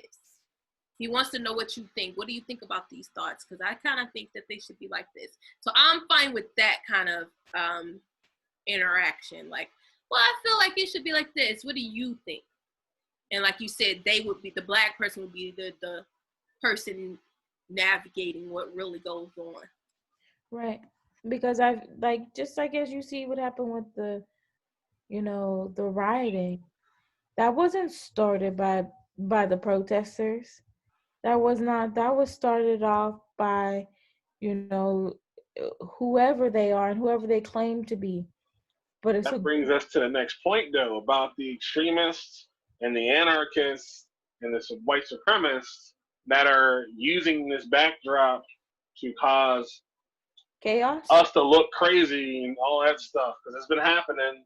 Right. They've been the ones setting fires to the police cars, and while they're doing this, passing out their propaganda to advance their agenda on the backs of this situation.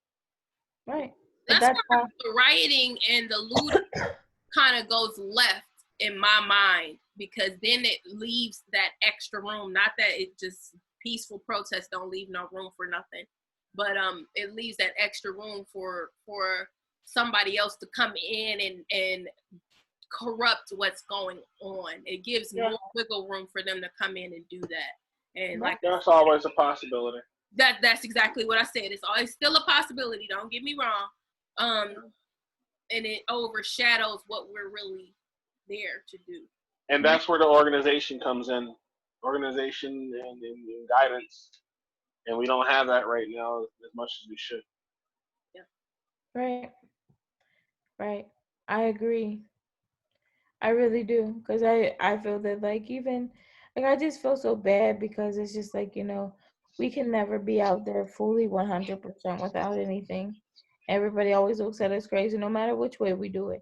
And whether it's peaceful, whether it's rioting, whether it's you know using your platform, whatever it is, somebody always has a problem with something, and I don't know. I just it's sad. It's a sad, sad world we live in right now. It is. It is. You know. So I mean, back to the point where I was talking about, like, the point we were talking about what white people can do. My whole thing is you need to teach your children not to hate.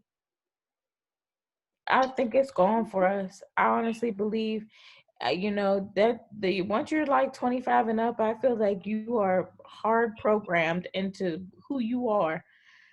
This is who you are, period. And I think that I look at this generation coming up and they're more accepting than They are. what our generations were coming up. Yeah. Well, we still have our generation still has parents that grew up with Jim Crow laws Hmm. and segregation. So there is some of those things still taught. So you're right. The next generation coming up, they are more accepting. I agree with that. Part of why they're more accepting though is they grew up seeing a black president, and we grew up with the That's very true. A lot of them, that Trump's their first white president. right. Hmm. So we grew up with the idea that this is never ever going to happen. Right. Oh, don't you think about it? Yo, when he ran for president, I'm like, yo, All man. of us was like, yeah, all right. Yeah, all right. Right. Not only did he run, he had a name like Barack Obama. We're like, that's never gonna fly. Right. So Barack Hussein Obama? Nope, that's not. so much more to say about this topic, but I'm not going to get into that because it's going to shift what our focus is. But yeah, they grew up with seeing a black president. So if you see this now, this goal is tangible for you. You're going to think that maybe there isn't racism, or maybe racism isn't on the level that these other people are saying that it is, or I could definitely achieve these certain goals. There's nothing in place to stop me. Look at Obama, Yeah, I, I agree, but I also look at it as these kids. When I say more accepting, meaning like they're starting to like when we were growing up, gay was not accepted. Not at all. This is recent. Yeah. This is recent where everybody is okay with the gay. And not even just okay with the gay. Like they will shut you down if you even think about having another opinion. Right. So, just with that, shift in things, because, watching, the movie that I watched in my social work class, and seeing how back in the 60s and 70s and how gay people were treated versus how they are now, it's like they've come a long way. They have come a long way, and I feel that that's where this whole Black Lives movement needs to go. I feel that that's in that direction. We need to say within the next 10 to 12 years, like, man, we have come a long way. I want to get to the point where people start talking that racist stuff and people shut them down immediately. Immediately. No, we ain't having that here. No, you'll lose your job. No, we don't do that over here. It's so crazy when you start like leaving the country. Like when I tell you that changed my mind, like to be in a place where it's just not all about race. Not to say that race just doesn't, racism and racial issues just don't exist. I'm not saying that, but everything is race based here. So when I left, I was like, where'd you go? Well, I had moved away for a little bit, very little bit, to Germany. And then, I traveled to Jamaica too, not far, but to do some concerts and performances there as well. So I was out just traveling different places like that to performing and stuff. But they just operate. There's a different operation, and you don't even notice it, and you don't notice how corrupt it is till you leave out of it.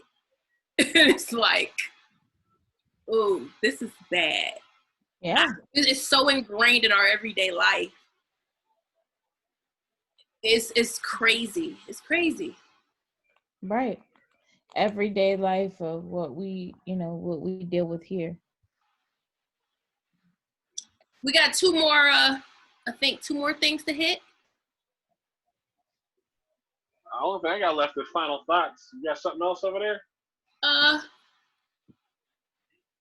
No. I mean, we kind of touched on Jane Elliott. I mean, there's Tim Wise, Phil DeFranco. Like, we kind of touched on that, the people that are allies already. Okay, yeah, you're right.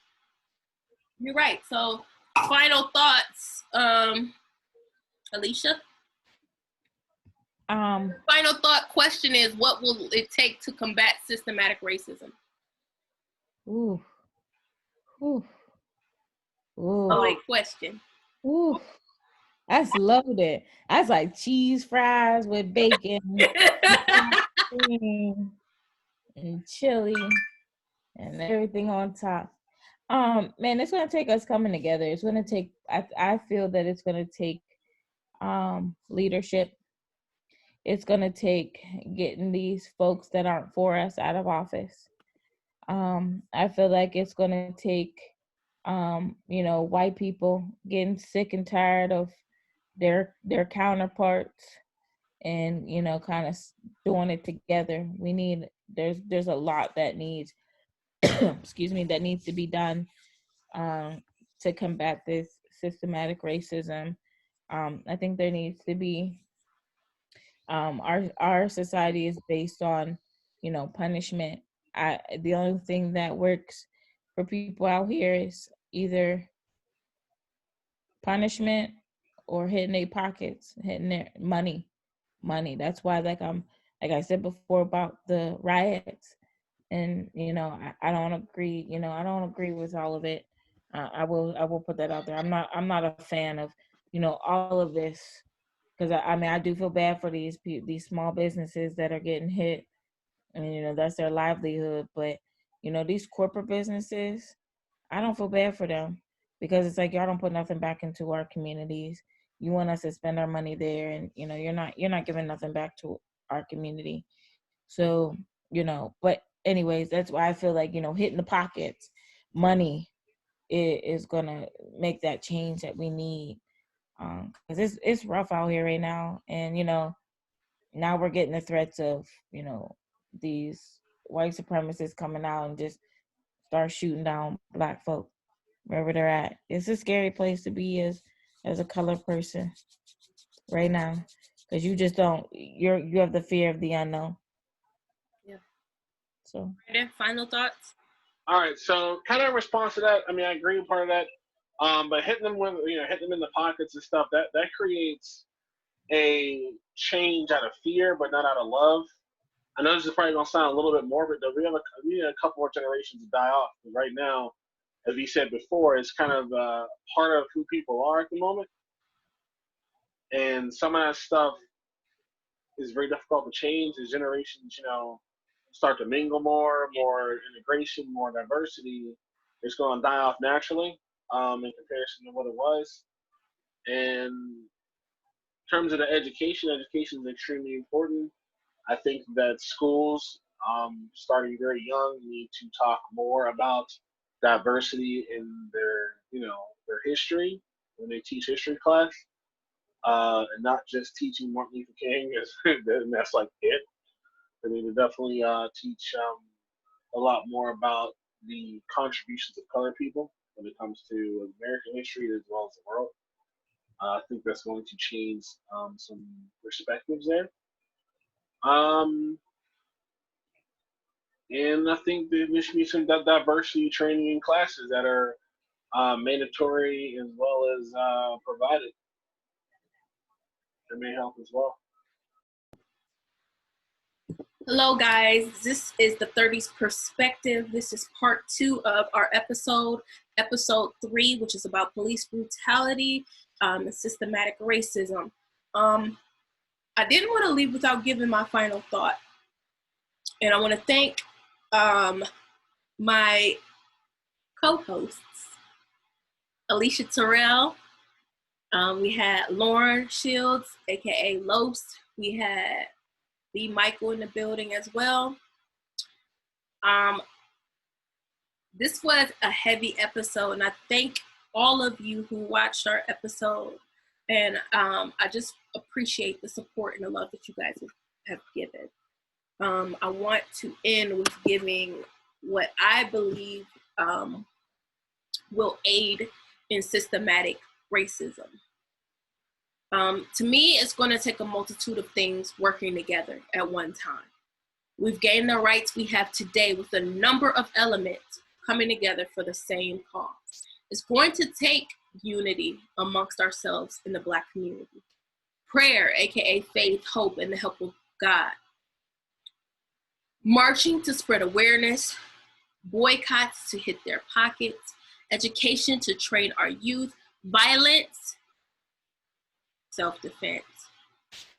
Every so often to show our muscle, meetings to share and create solutions, networking to build alliances with other cultures, the spirit of MLK to show our perseverance, the spirit of Malcolm to show our knowledge, the spirit of Rosa to show our resilience.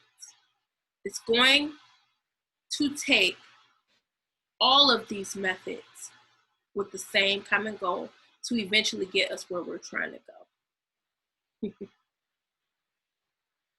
We have to consider what goal we're trying to achieve and what actions can lead us there. And we have to have the courage to carry out those goals. Rest in peace to Mr. George Floyd and every other victim of police brutality and systematic racism.